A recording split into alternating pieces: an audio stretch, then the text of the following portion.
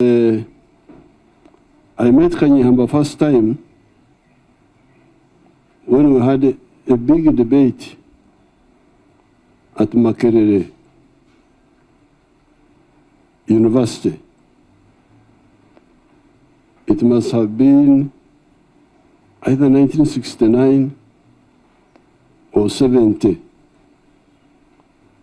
This debate involved... You this better than myself, but since he was a man who fought against corruption, a man who knew his law very well, a man who helped in the drafting of our 1995 Constitution, a man who was in the Supreme Court of Uganda, the lawyers have a lot to learn from. He also wrote many books, over 30 books. Many of these books concern law. Therefore, lawyers should read his works and should...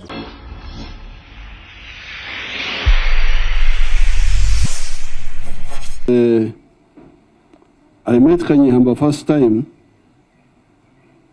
when we had a big debate at Makere University. It must have been either 1969 or 70.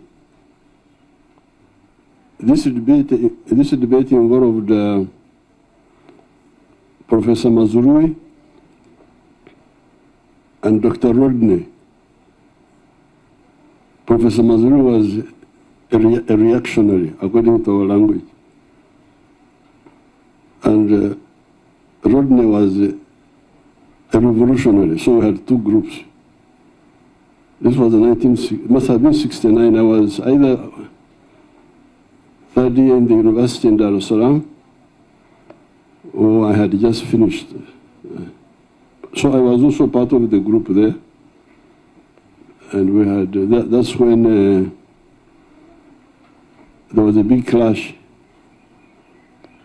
between Rodney and Mazurui, where Mazurui said, I am not in conflict with Rodney. Then Rodney, when he stood up, he said, no, we cannot be in conflict because we are not in touch. We are talking about totally different things. That's why it has never left my mind. And Kanyeihamba was there, that he was a big lawyer. He was older than us. He must have been like 90 now. How old was he now? 85. He's just young. A few years just ahead of me. But he had already finished his studies while we were just finishing. So that was my first time to see him. Then I didn't see him again. This was 1969, 70, until 1979, when we kicked out Idi Amin here. Then Professor Rule appointed him, I think as what, as Attorney General or what? Professor Rule. So, he was with us in the cabinet. I was in that cabinet also for just 69 days, 68 days. So you can see how dramatic Uganda is. Uganda is really not dull, it's quite... So we had a government of only 68 days. And I think when we elected Benaisa, Kanyeihamba didn't continue. I don't think so. So he then, we were not, then the next time I saw him, but it was for a short period, because 2 years, 79, 80, then went into the elections, and then we went to fight, 81 now. So when we went to fight, that's when I saw Kanyeihamba again. In the UK now, that's why I found him. He was in our external committee. He was part of that effort. Then, when we came into government, he came and we became part of the government. And then, when we expanded the NRC, he was elected in Rwanda as member of parliament for Rwanda. So, then thereafter he continued in government, then later on as a judge of the High Court.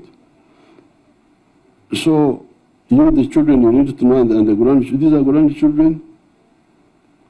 These are small Kanyeihambas. How many are they, these small ones?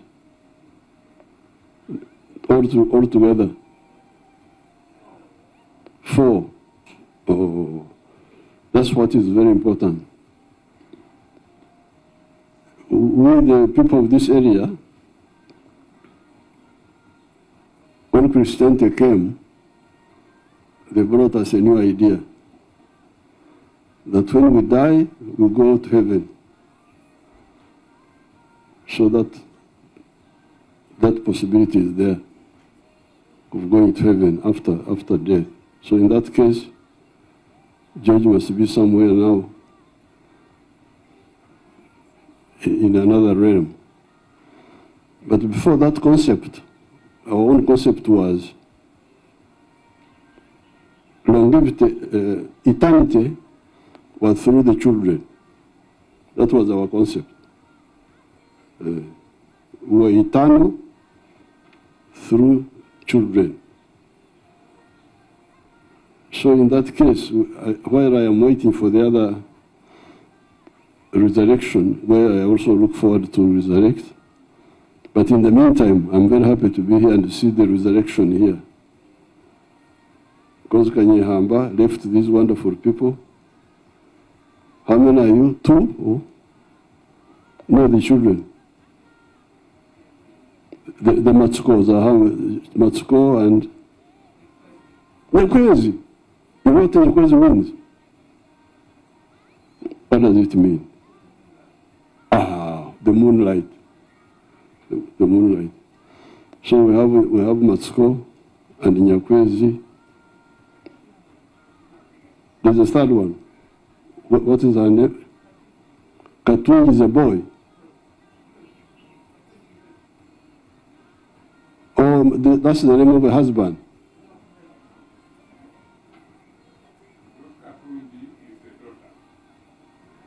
Katungi.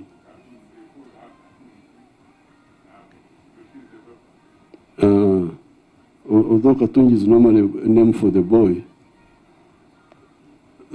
Katungi, you know what Katungi means? Okutunga is wealth. So Katungi is, but it's normally for boys, but I don't know why Kanyeihamba. So the 3 of you are part of the resurrection of Kanyeihamba, according to our old concept. And now you have also not let us down. You have already passed on the torch to the new people. So when I got the information, I put something in the social media, exactly what I'm saying now, to say we are very happy to have been associated with Professor Kanyeihamba. He was one of the contributors because Uganda was really, and Africa, were in a crisis. Where to go? Didn't know. And part of the problems were the politics of identity, of tribes, religion.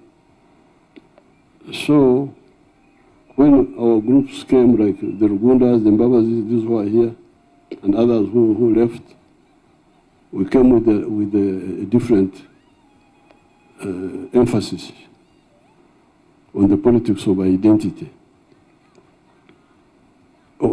Emphasis on the politics of interests, not identity. We're emphasizing politics of interests. You in the UK, at that time, in Europe generally, you are calling it class politics, politics of class. The Labour Party against the Conservative, difference over issues, not over identity. And here we were emphasizing the politics of interest. And Kanyeihamba joined us. There were other groups, but he joined us, and he has been part of us all this time. So that's why I came to salute his contribution and let you know that we valued his input. So I want to extend our condolences of the NRM, my family, because he was also associated with our other relatives who are lawyers, John Kazora, and Rose here told me that she donated one of the Kateras to the Kanyeihambas. So you can see the connection, the legal. Katera was one of those lawyers. I think they must have been of the same group. Katera was also slightly ahead of us. So I'm very happy I'm not happy to come here when he's dead, but to show you that we valued him, so that you know. Now the tribes here, when somebody dies, you don't just come swinging your arms that you are going to a funeral. You must bring something on your head. So I had to bring something, carrying something. Kanyeihamba was a friend. He was a comrade. He was a role model in many ways. He was a man of the people in Rwanda, in the country. He was a great scholar. He trained lawyers at different levels, and he helped start the Makere Law School.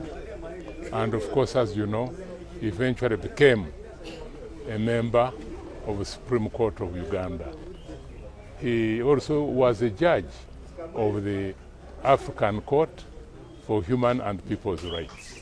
So George Kanyeihamba was a great individual for the country and for the international community. He was also a great human rights fighter, and he fought for better human rights in Uganda, and he also fought for better human rights globally.